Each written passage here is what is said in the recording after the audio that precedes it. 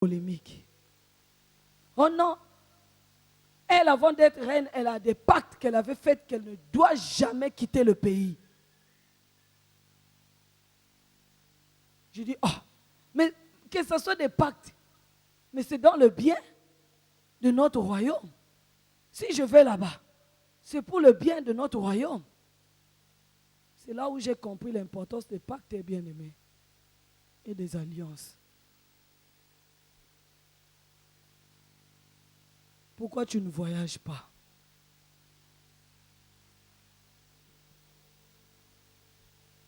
Pourquoi? Les conventions, les symposiums, les ceci, tu es toujours là.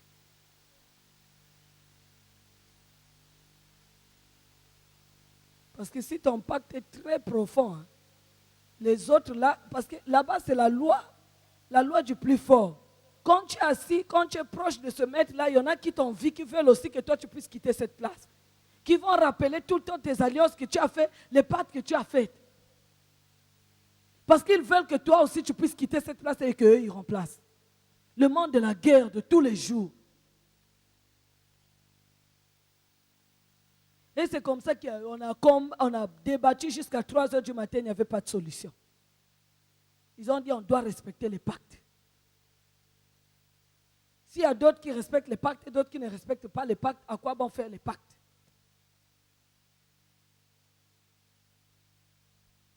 Et la deuxième réunion, c'est là où on avait décidé que je ne puisse plus venir. Par la suite, on a perdu le procès dans le monde des ténèbres. Et c'est comme ça que le ministère du Cameroun existe jusqu'à aujourd'hui.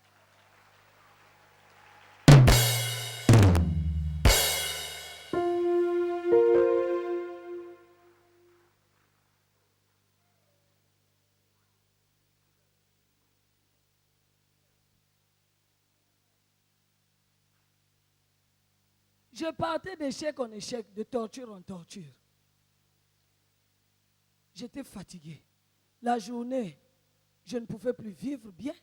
La nuit, je ne vivais pas bien. J'étais où? Je ne savais plus.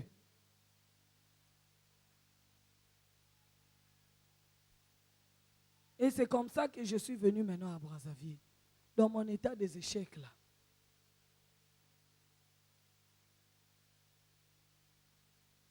À Brazzaville, j'avais suivi mon mari. Mon mari ne faisait que progresser.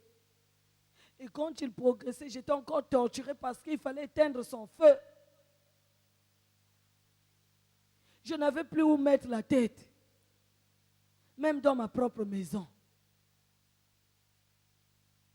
Bien-aimé, si tu es dans cet état-là, convertis-toi. Le Seigneur Jésus-Christ est bon.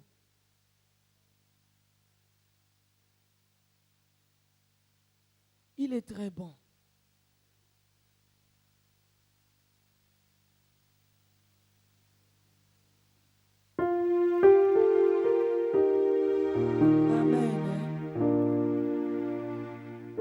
Avant d'arriver à Brazzaville, il y avait un autre feu. En dehors du siège du Cameroun, il y avait un autre feu qui s'allumait au niveau du Congo-Brazzaville. C'était à Dolisie. Et les gens commençaient à confesser aussi facilement. Boire la fioti, tianene. Et les gens commençaient à chanter partout, boire la fioti, tianene, c'est-à-dire une petite contrée avec un grand feu. Dolisie.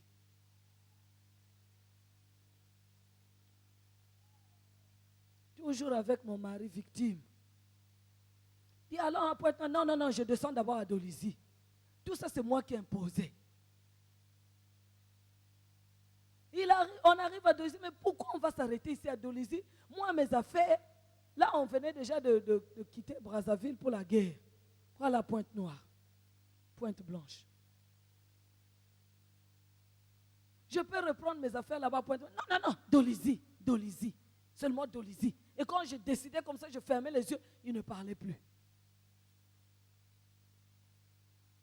On arrive à Dolisie. C'est là où j'ai connu, c'était en 97.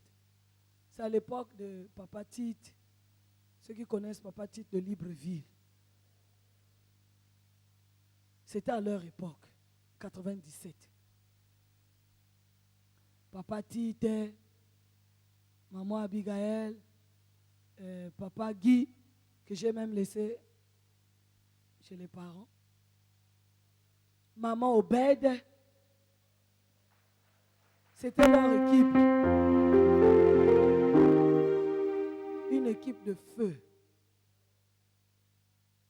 Mais ils ont subi. Comme on avait toujours le programme d'éteindre, on essaie d'éteindre, ça ne marche pas. On envoie les serpents, ça ne marche pas. On envoie l'agitation, ça ne marche pas. On a dit, cette fois-là, on a dit, on décide. La guerre que vous avez vue à Brazzaville là, ne devait pas arriver à Dolisie. Dolisie était calme. On a dit non. Pour qu'on finisse une fois pour toutes, qu'on continue le vent de la guerre. Comme ça, on va voir par où ces missionnaires-là vont fuir.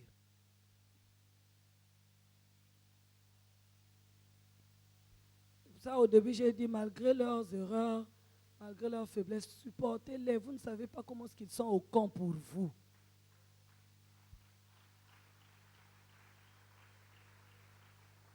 On a largué la guerre, le feu. Donc, ils n'ont même pas eu le temps d'emballer les sacs. Donc, ils n'ont pas compris comment la guerre est arrivée brusquement. Ils ont fait le pied. Congo, Brazzaville, qui chasse ça, s'il vous plaît. Par de village. L'objectif était qu'un d'eux, au moins deux puissent tomber. Et quand on savait qu'on avait reçu un là-bas, c'était des larmes. Et nous, on était dans la joie. On avait pu quand même faire tomber leur élite. Ils ont marché malgré cette souffrance.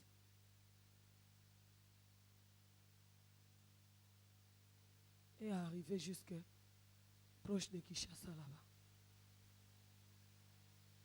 Ça a pris du temps pour que le ministère de Dolisie puisse reprendre. Les brebis étaient éparpillées. Il y avait une partie d'objectif qui était atteinte parce qu'il fallait récupérer beaucoup des âmes. Dolisie, vous êtes peu dans la salle, vous êtes peu. La manière dont le feu s'allumait à Dolisie, vous êtes peu. Amen. Et vous avez là-bas que c'était le centre même de l'idolâtrie de Satan parce que là-bas c'est le Nzobi. Donc ça avait bougé. Amen. Et je suis arrivé à Brazzaville. À Brazzaville aussi, il y avait un dérangeur. C'était Papa Jeff.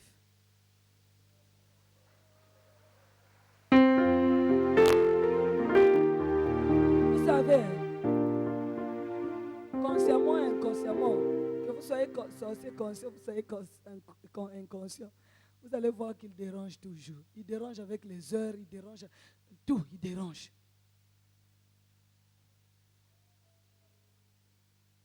C'est comme ça que je suis arrivé malgré moi, malgré mes échecs. Je commençais déjà à perdre l'espoir que je n'étais plus respectée comme reine. La vraie reine, c'est celle qui gagne les batailles. Quand tu commences à perdre, on commence à s'amuser sur toi. Tu deviens comme les autres reines ordinaires, avec un siège qui n'a pas de respect. J'arrive à Brazzaville. Un intellectuel comme toi. Amen. Et à l'époque, Papa Jeff faisait de ces embouteillages d'erreurs dans le français. Terrible.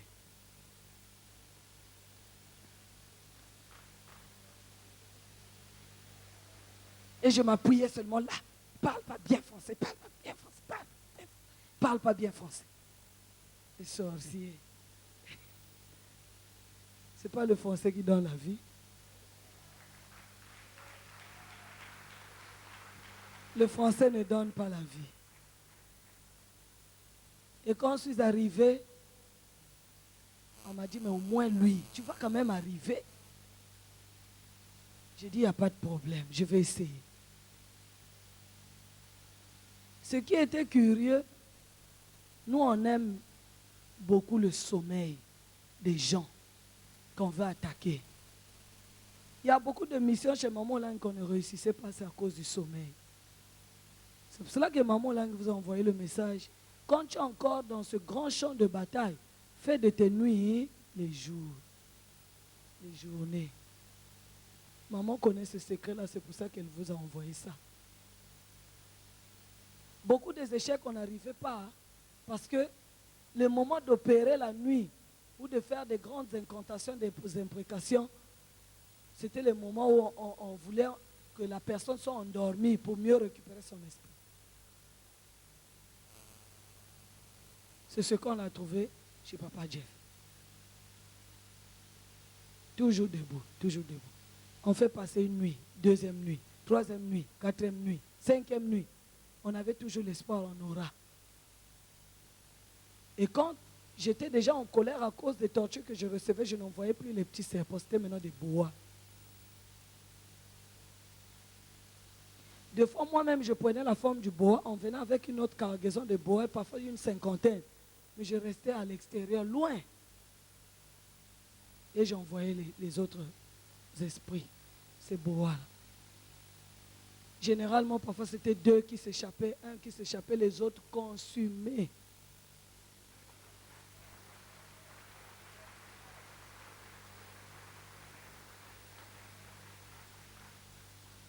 La vie de prière intense la nuit, c'est bon. Même si tu pries pour toi 6 heures du temps la journée, ce n'est pas trop important plus que la nuit.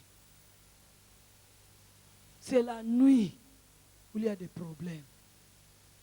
Si tu te sens fatigué, même l'adoration ou la louange, mais reste en permanence dans le rythme.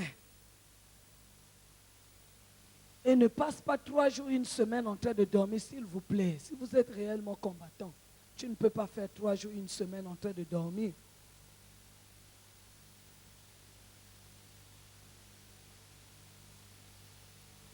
Amen.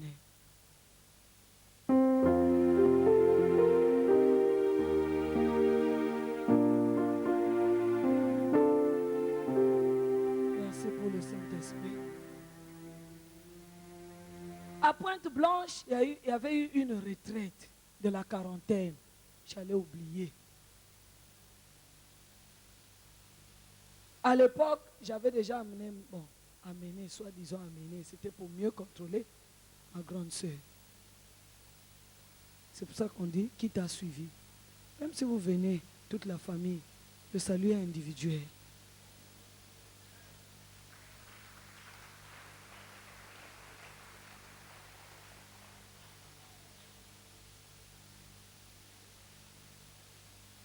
Ma mère avait une part de sa mission dans sa famille et elle utilisait beaucoup ma soeur pour se rajeunir, pour se ravitailler, tout ça, beaucoup de choses.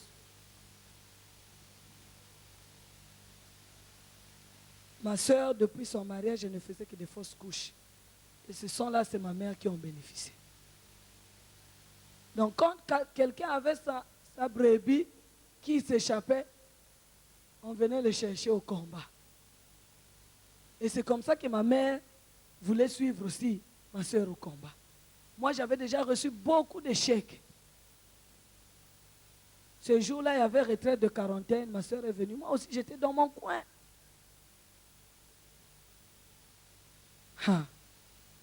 Papa Jeff a commencé. Seulement la prière d'entrée, s'il vous plaît. Je rentre dans vos familles, dans les marmites de vos familles. Je vais briser les... Oh! Même dans les familles d'autrui. Nous, dans le coin, là, on dit, même dans les familles d'autrui.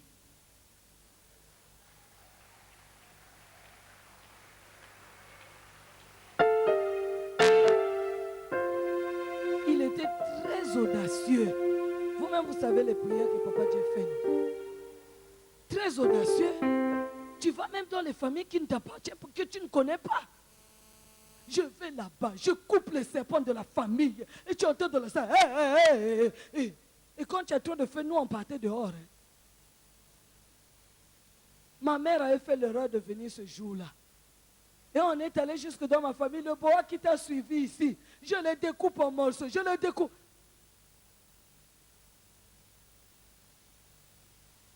Le lendemain, ma mère est dans le coma. Même quand elle s'est présentée, je lui ai dit, fais attention, ne va pas devant. Restons derrière. Si ça chauffe, on a la possibilité de fuir.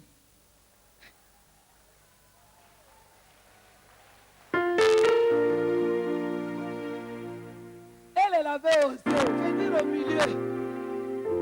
Et on l'a découpé. Hein. Le lendemain, elle était dans le coma.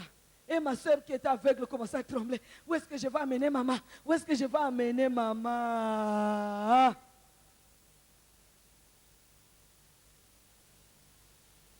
Calmement, comme je vous dis, je l'ai dit.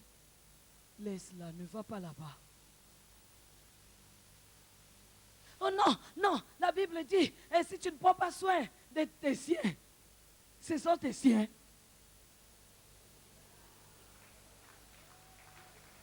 Les sentiments diaboliques.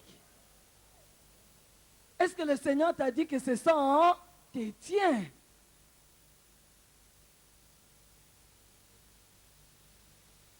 Je l'aimais, cette soeur-là. Je suis allé quand même dire à papa Albert Kainda, j'ai dit, dis à cette fille-là de ne pas aller voir sa mère. Elle ne sait pas que c'est à cause d'elle qu'elle est comme ça. Papa Albert Kainda a appelé ma soeur, maman. Tu ne peux pas laisser, tu ne peux pas laisser, tu veux seulement aller voir. Oh, ma maman, ma maman, ma maman, ma maman. Comme elle savait que c'est au travers du sang de sa fille qu'elle se ravitaillait. Dès que ma soeur est partie, c'était fini. Ma mère avait repris vigueur. Le contact seulement. Elle a continué à perdre les enfants comme ça. Amen. Il faut être ferme dans la foi. Il faut être ferme. On ne vous demande pas de négliger vos parents, mais qui est réellement ton père? Qui est réellement ta mère? Est-ce qu'il fait la volonté de ton Dieu? Amen. Arrivé à Brazzaville. Alors, ça c'est pour les gens qui vous poursuivent dans la retraite. J'ai voulu souligner ça. Toi qui viens dans la retraite, pendant que tu étais venu du début de la retraite jusqu'à la fin de la retraite, tu ne fais que dormir. Amen. Avoir des enfants. Je voulais avoir un ménage normal.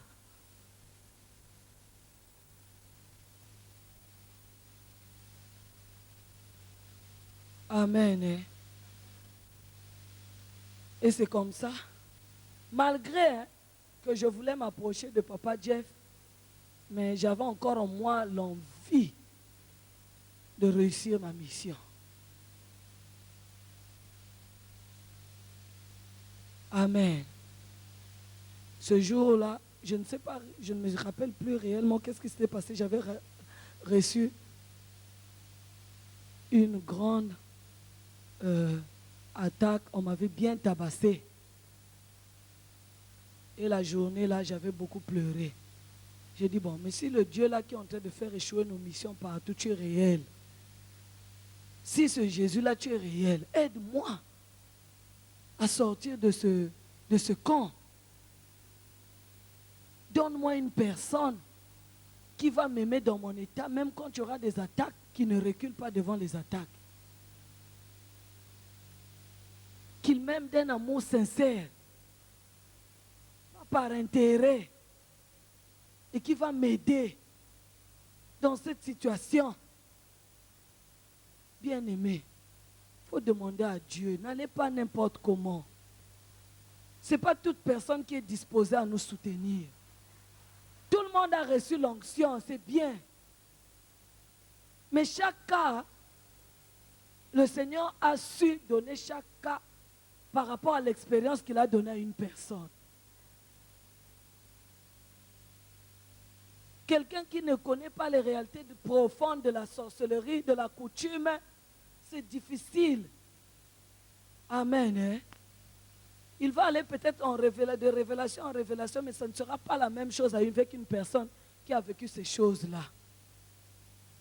Amen. Et c'est comme ça. Pendant que je pleurais, là, je pleurais, c'était la journée. Je pleurais vraiment du profond de mon cœur. À l'époque, je ne savais même pas distinguer les voix.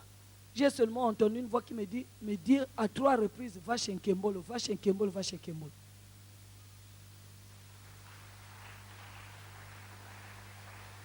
Là, dans le tympan, c'est comme s'il y avait une voix qui résonnait. Moi-même, j'ai parlé comme ça autrefois, mais cet homme-là, moi, j'ai cherché à le tuer. Est-ce qu'il va m'accepter? J'ai dit, bon, je vais essayer. Si ça ne marche pas, si je réussis aussi ma mission.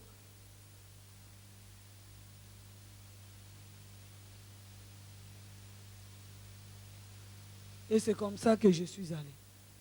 Je vous ai dit que j'étais déjà allé là-bas avec mon mari. Je vous ai dit ça, non?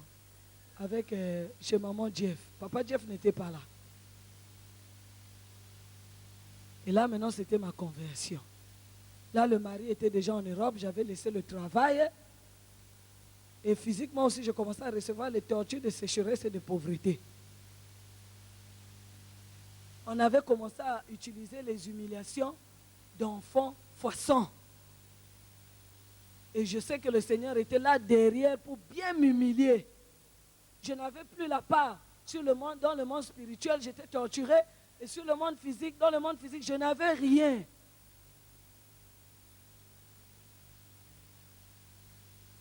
Amen. Et c'est comme ça qu'un jour, la nuit, tout en ayant l'idée de ma mission, je suis allé là-bas vers 21h, 22h. Il dit, je vais voir Papa Jeff. Il venait d'arriver. Je vais voir Papa Jeff. On me fait asseoir. Quand vous recevez les gens que vous ne connaissez pas, pourquoi vous les mettez au salon, même s'il est bien habillé?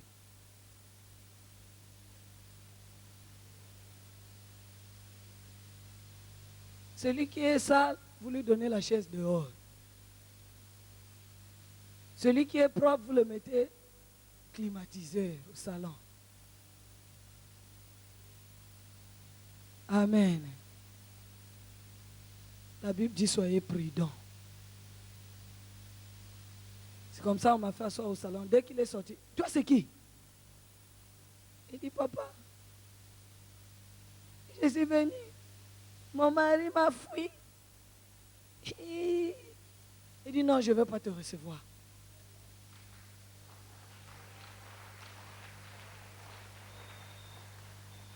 Il dit, viens demain, mais pas ici chez moi, viens au site. Ah, j'étais en colère. J'étais en colère. Je suis rentré quelque part en colère, mais quelque part j'avais aussi besoin de la vie.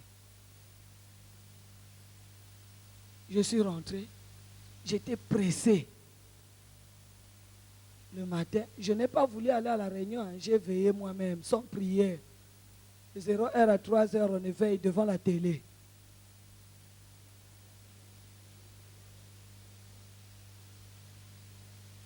Le lendemain matin, je suis allé au site et je l'ai vu là-bas. Déjà, il y avait quelques crocs en jambes, quelques difficultés que je rencontrais à cause d'un serviteur de Dieu qui était là-bas aussi, Papa Nsaï. Lui, il aimait toujours m'appeler Reine. Reine, Oyo, Reine. Je dis, oh, partout où je suis passé, on ne m'a jamais distingué de ce nom. Toi, cette reine-là, quand je partais à la chaîne de prière, je n'aimais jamais m'asseoir sur la natte. J'aimais toujours venir derrière et prendre une chaise, m'asseoir derrière. Et il venait me soulever la reine, va t'asseoir sur la natte avec les autres. Et j'arrive au site, je les vois à deux. Il dit, ah. Il fait la prière. Papa n'a pas de petites prières. Même la prière de réception bien aimée, tu commences à vomir les serpents.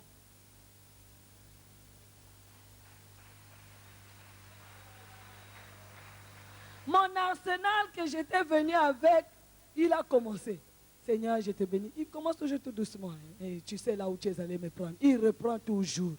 J'étais dans la coutume, dans la sorcellerie. J'étais ceci, j'étais ceci. J'ai les yeux ouverts. Et je sentais ma force diminuer.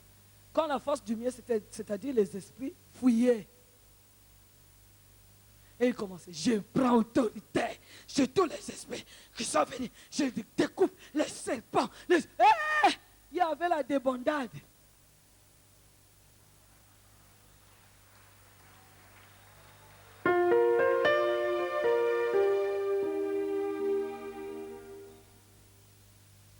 Quand je faisais cette prière, il me dit, agenouille-toi. Je refuse. Dis agenouille-toi. Je dis, comme je ne connaissais pas bien papa Jeff, j'étais bien avec papa Albert. Je dis, comment vous pouvez m'humilier comme ça? Devant toute cette foule-là aussi, vous allez m'humilier comme ça. Lui, il disait, agenouille-toi, agenouille-toi. Ah, comme il y avait la débandade, il y a eu un tonnerre. Une pluie qui ne s'était pas préparée. On a tous fui dans la paillote. Mais il n'avait pas arrêté. Quand on est allé dans la paillote, là, il dit, agenouille-toi.